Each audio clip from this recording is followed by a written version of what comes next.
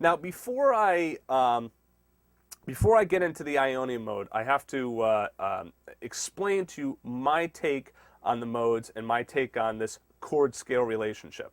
Now, when I was at Berkeley and studying with teachers, fabulous teachers, it would always be like, okay, this chord takes this mode and da da da da da. It's almost like there's a chart in which, okay, you have this chord and this chord and this chord, and here's the mode or here's the scale that goes along with it.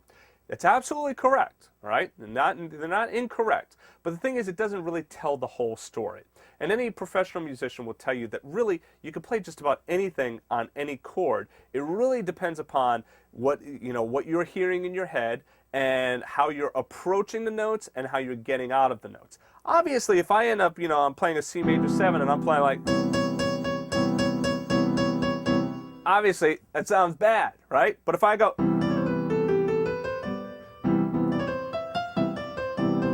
or if I go,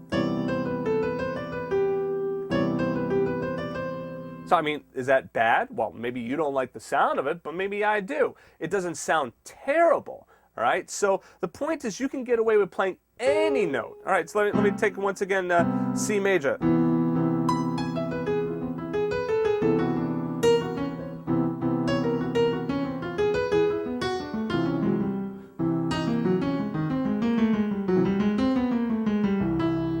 All right, so I'm playing a C major chord down here, but I'm playing all these crazy notes up there. Now, obviously, musically speaking, it's probably it could have done a better job of making that sound, better. It didn't fit musically necessarily, but the point is that you can get away with playing any of the 12 chromatic notes on any chord. Now, that's kind of pie in the sky, meaning that it's kind of like saying, oh, does that mean I can play anything? Well, you have to take this with a grain of salt, and you have to use common sense and reason. And what I mean is that, yes, you can play any note, but if you isolate that one note, you just keep playing it, and you throw musicality out the window, then it's going to sound terrible. All right? If you just play it and you're like, I'm not even listening to what I'm doing here. I don't care. Well, then obviously it's not going to sound good either, right? But if you're choosing notes with care and responsibility, then they're going to work for you. So in other words,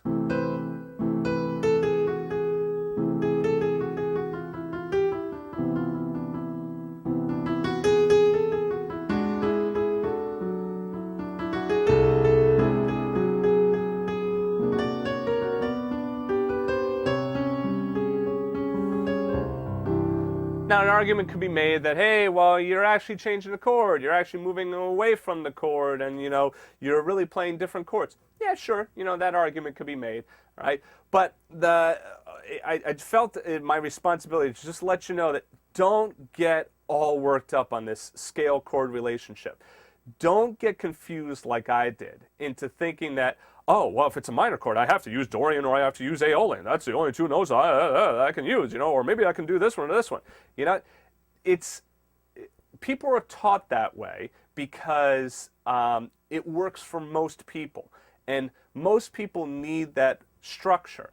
But sometimes, students, they see that structure and it gets confusing because it's like, well, wait a second, that's all I can do? All I can do is choose these, different notes. And so I didn't want to see you get into that problem like I did, all right? So the reality is you can play any of the 12 notes. Yes, these specific scales that are supposed to go with the chords, and yes, these avoid notes. Yeah, they are avoid notes. Yes, these are specific scales that go along with the chords. But remember that there's a bigger world out there, and you can really get away with playing just about anything if you're thinking musically and you're staying responsible with the notes, all right? And lastly, that responsible with the notes means that you're not just trying to jam in some note because you think it's going to be cool, all right? You don't do that. You really say, well, I want this because I want that out sound. So like,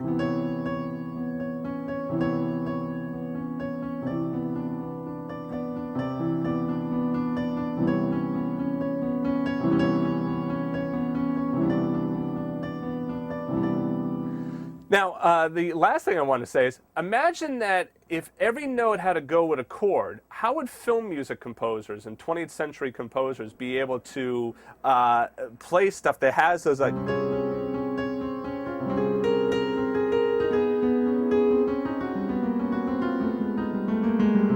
not everything is going to be chromatic. Sometimes you're going to have that nice major chord, but it's going.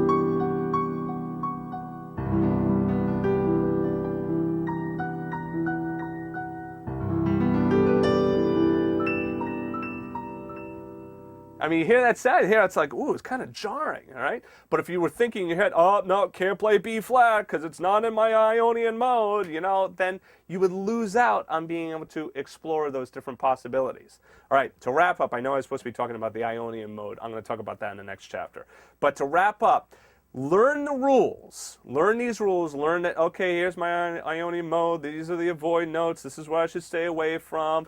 It works over these chords. But remember that there is that, larger picture, and you can really start to explore. So after you've gone through this, after you've practiced them the way that you should, also try exploring. The more that you explore and the more that you branch out on your own, the more that you're going to start to create your own voice at the instrument. All right.